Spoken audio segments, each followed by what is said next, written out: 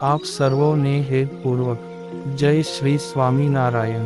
આજની સત્સંગ કથા વાર્તા નિજ મંદિર સાવરકુંડલા।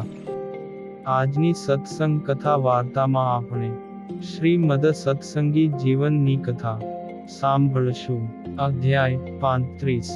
સુવ્રત મુનિ કહે છે કે, હે રાજન, સમર્થ ભગવાન શ્રી હરિના સંકલ્પથી વાયવ્ય દિશામાંથી આવેલા અતિશય પ્રભાવશાળી રાજાએ સંતોનો દ્રોહ કરતા સમસ્ત રાજાઓ ઉપર દિગ્વિજય પ્રાપ્ત કર્યો।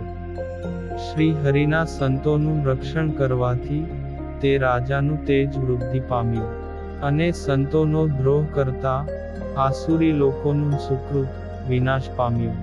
અને તેથી જ તે રાજાએ લેશમાત્ર પ્રયાસ વિના જ તેઓને પોતાને વશ કર્યા।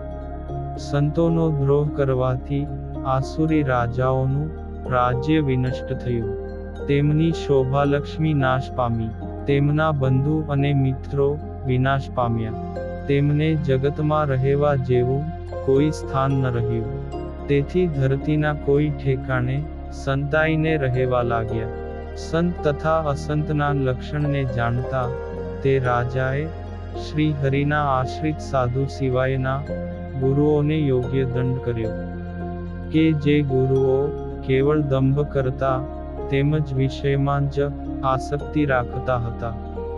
ઉદ્ધવ સંપ્રદાયના સાધુ તથા ગૃહસ્થ ભક્તોને જે કોઈ આસુરી રાજા અથવા અન્ય દંભીજનો કષ્ટ આપતા તેને આ રાજા પકડીને ગળે ફાંસો આપી મોતને ઘાટ ઉતારતો। આથી સમગ્ર ધરતી પર અત્યંત આક્રોશ વ્યાપી ગયો। તે સમયે જે સંતોનો દ્રોહ આચરતા હતા તે સર્વે એ રાજાથી અત્યંત ભય પામવા લાગ્યા અને જ્યાં ત્યાં છુપાઈને કષ્ટથી દિવસો પસાર કરવા લાગ્યા। સમગ્ર ભારતખંડ અને કિમ્મ પુરુષ ખંડમાં સત્યધર્મનું પોષણ કરતા એ રાજાના રાજ્ય શાસનની સ્થાપના થઈ। સમસ્ત ભારત વર્ષના રાજ્ય ઉપર દિગ્વિજય પ્રાપ્ત કરતા કરતા તે રાજા સૌરાષ્ટ્ર પ્રાંતના રાજકોટ નામના નગરમાં આવ્યા ને ત્યાં 1 માસ નિવાસ કરીને રહ્યા।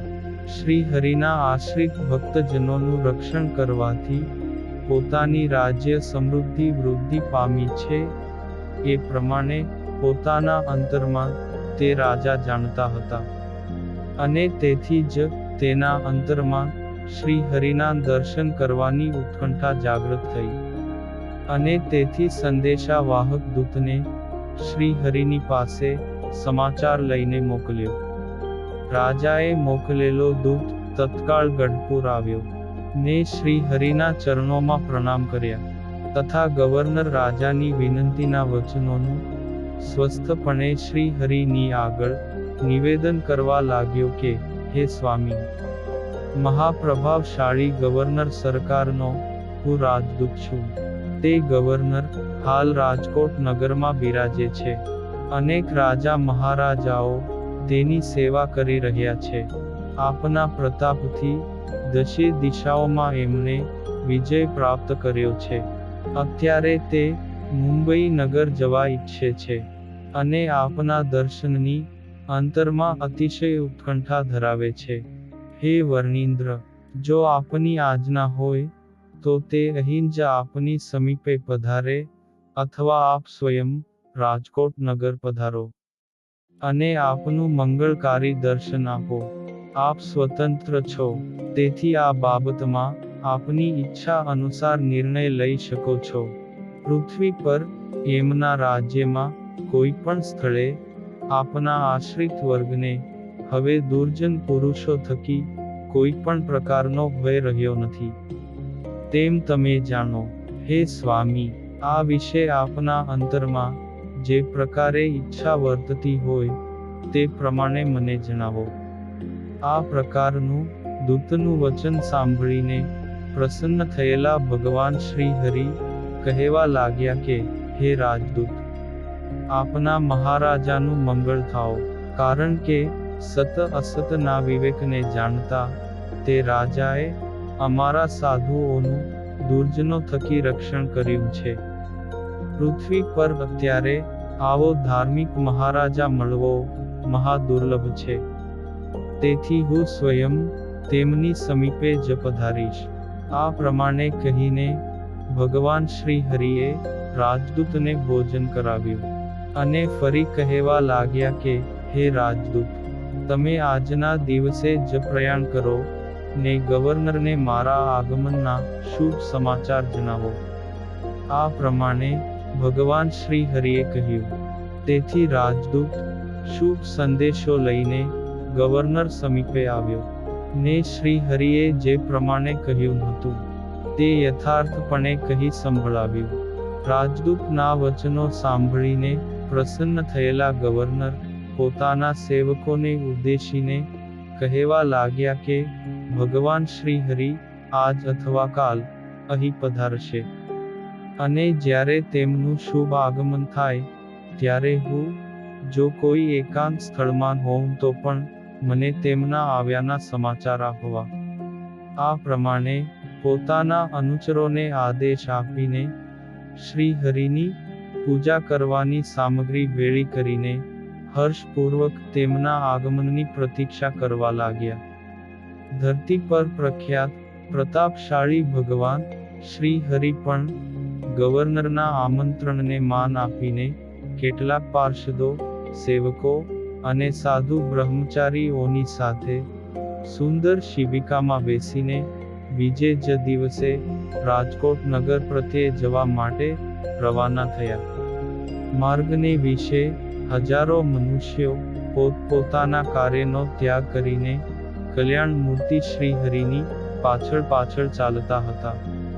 તે ભક્તજનોના અંતરમાં કેવળ શ્રી હરિના દર્શન કરવાની જ ઈચ્છા હતી તથા તે સિવાયના જે મનુષ્યો હતા તે સર્વે ગવર્નર સરકાર શ્રી હરિનું કેવી રીતે સન્માન કરે છે તે જોવાની જિજ્ઞાસા ધરાવતા હતા. ભગવાન શ્રી હરિ બીજે દિવસે બપોર પછીના સમયે રાજકોટ નગર પ્રત્યે પધાર્યા. તે સમયે રાજકોટ નગર અનેક રાજા મહારાજાઓના સૈન્યને રહેવા માટે ઊભા કરેલા તંબુઓ અને તે તંબુઓમાં રહેલા મદોન્મત્ત હાથી, વાહન, ઊંટ, ઘોડા, બળદ, રથ અને પદાતિઓ વગેરે અનેક રાજ સમુદાયથી શોભી રહ્યું હતું.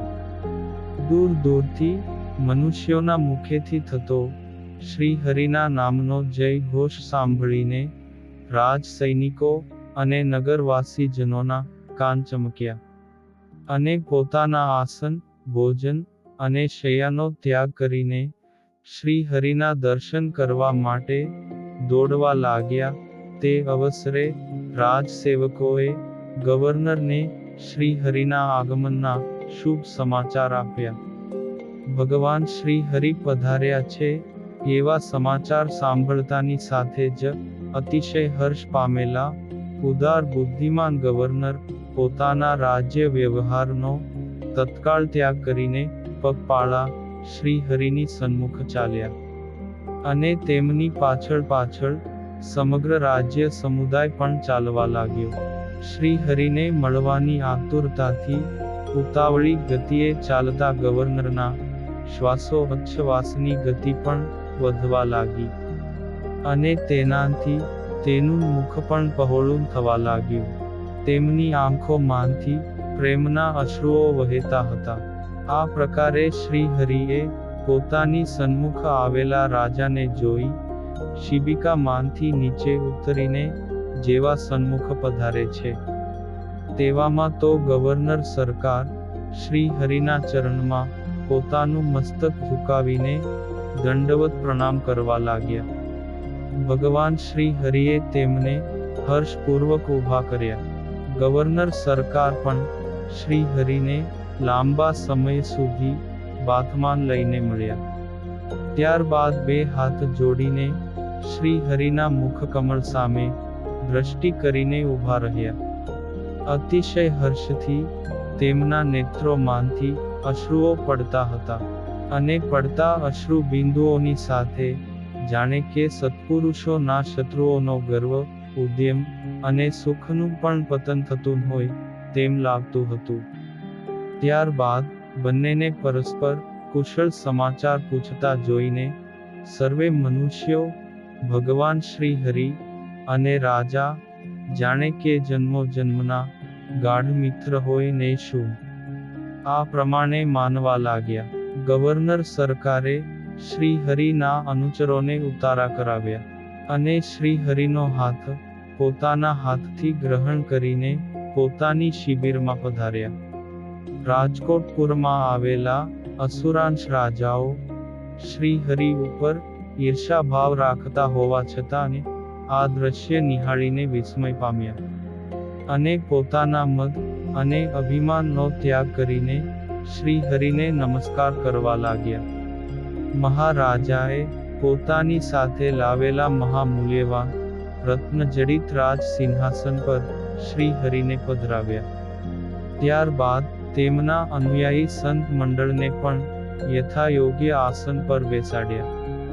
ગવર્નર રાજાએ દેશ દેશાંતરથી આવેલા રાજા તથા પોતાના સેવકોને સભામાંથી બહાર મોકલીને 2-3 મંત્રીજનોની સાથે સ્વયં ગવર્નર પણ શ્રી હરિની સમીપે ઉપસ્થિત થયા.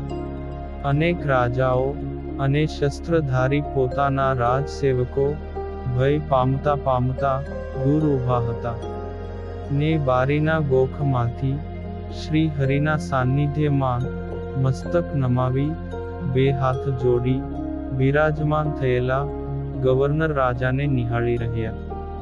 ઇતિ શ્રીમદ સત્સંગી જીવને નારાયણ ચરિત્રે ધર્મશાસ્ત્રે દ્વિતીય પ્રકરણે રાજકોટમાં ભગવાન શ્રી હરિ અને અંગ્રેજ ગવર્નરનું મંગલ મિલન થયું. એ નિરૂપણ નામે 35મો અધ્યાય સંપૂર્ણમ. અને હવે પછીની કથા વાર્તા આપણે આગળ ના ભાગમાં સાંભળશું. અત્યારે આપ સર્વોને ભાવથી જય શ્રી સ્વામિનારાયણ.